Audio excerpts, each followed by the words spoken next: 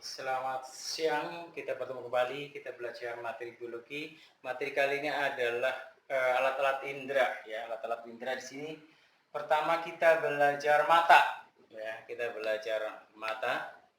Nah, mata ini terdiri 3 bagian, yaitu 3 lapisan, ya, sklera, koroid, dan retina. Saya singkat menjadi SKR.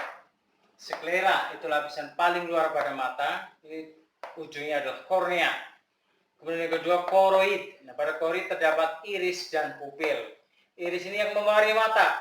Ada hitam, ada coklat, ada biru. Nah, pupil ini ada lubang di tengah iris. Nah, gambarnya seperti ini. Irisnya ini seperti donat ya. Iris itu yang di luar, yang bulat ini, yang mewarnai mata hitam, coklat, dan biru. Pupil berada di tengahnya, bolongan ini. Ini bisa melebar dan menyempit. Oke. Terus yang ketiga adalah retina. Pada retina yang paling penting adalah terdapat reseptor atau fotoreseptor. Berarti reseptor cahaya. Ini ada 2 ya. Pertama adalah sel konus atau sel kerucut. Fungsinya untuk menerima warna plus suasana terang. Terus yang kedua basilis atau sel batang. Ini untuk tidak berwarna ya, pada suasana gelap. Nah, kalau pada manusia ini seimbang dua-duanya ada. Oke, berikutnya adalah arah cahaya yang masuk ke mata. Arah cahaya yang masuk ke mata ini urutannya pertama dari luar ke kornea. Kornea masuk ke aqueous humor, berupa cairan yang berada di antara kornea dengan pupil. Pupil itu lubang di antara iris tadi ya. Lubang di tengah iris. Nah, di belakangnya pupil ini ada lensa mata, masuk ke lensa mata. Nah, di lensa mata ini nanti disesuaikan agar tepat jatuh di retina. Dari lensa ini cahaya masuk ke vitreous humor, cairan yang agak kental di retina. Masuk ke retina, nah jatuhnya adalah di bintik kuning. Nah, ketika cahaya pas jatuh di bintik kuning, maka mata kita bisa melihat. Tapi ketika jatuh di bintik buta, maka mata kita tidak bisa melihat. Oke? Telinga kita ya, telinga ya bukan kuping ya anak-anakku ya, telinga. Ini terdiri dari 3 bagian, yaitu bagian luar terdiri dari daun telinga dan lubang telinga. Bagian tengah ini terdiri dari membran timpani atau selaput gendang dan tulang-tulang pendengaran serta saluran eustachius. Di dalamnya paling dalam itu berisi 3 saluran setengah lima rumah siput. Kemudian reseptornya adalah dia untuk menerima berupa getaran yang menghasilkan suara sehingga kita bisa mendengar.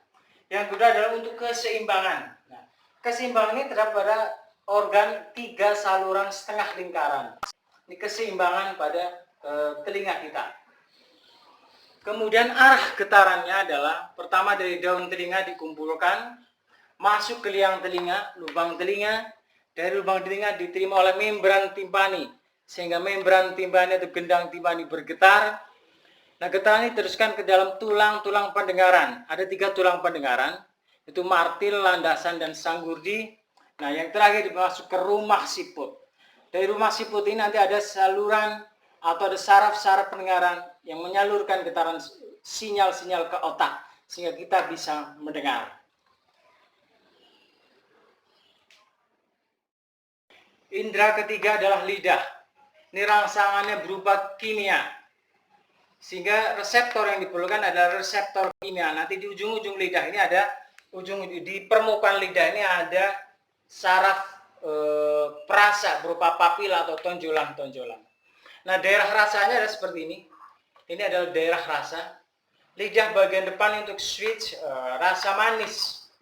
Di belakangnya, di pinggirnya ini sama yaitu sour atau asam. Di belakangnya, di pinggir-pinggir sama juga untuk salty, ini yang asin.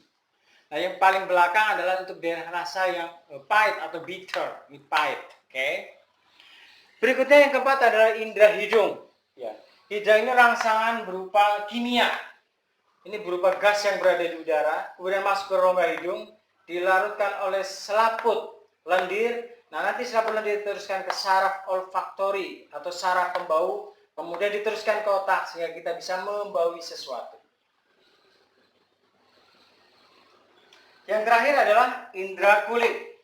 Nah, Kulit ini membungkus seluruh tubuh kita dari ujung kepala sampai ujung kaki. Ini terbagi menjadi 3 bagian, yaitu epidermis, kulit paling luar, yang terbagi menjadi lapisan-lapisan lagi, yaitu corneum, lucidium, granulosum, dan germinativum. Terus dermis, itu lapisan di bawahnya lebih tebal. Yang paling bawah adalah hipodermis atau bawah kulit, ini berisi lemak. Nah, pada kulit ini terdapat korpuskel atau ujung-ujung saraf untuk mendeteksi berbagai rangsangan dari luar. Pertama ada saraf Pacini, itu untuk mendeteksi tekanan. Yang kedua saraf Ruffini, mendeteksi panas. Yang ketiga saraf Meissner, itu untuk sentuhan atau peraba. Dan yang terakhir adalah saraf Krause untuk rasa nyeri atau sakit.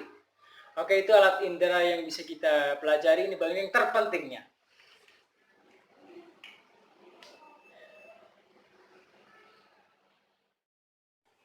Oke, adik-adikku semua, anak-anakku semua, ini soalnya ya. Yang pertama, apa fungsi dari masing-masing panca indera tadi? Ya, sebutkan masing-masing. Terus yang kedua, sebutkan bagian-bagian dari mata. Masih ingat kan tadi kan, mata ada berapa bagian? Nah, kamu sebutkan. Yang ketiga, bagaimana jalannya rangsangan cahaya pada mata. Nah, ini tadi sudah saya jelaskan dari mana sampai ke mana. Yang keempat, gambarkan daerah rasa pada lidah. Nah, cukup kalian gambarkan, ini di sini dan sebagainya. Yang kelima, terakhir, sebutkan saraf-saraf pada kulit beserta fungsinya. Oke, itu latihan cukup 5 aja. Selamat belajar, selamat berlatih, sukses semua.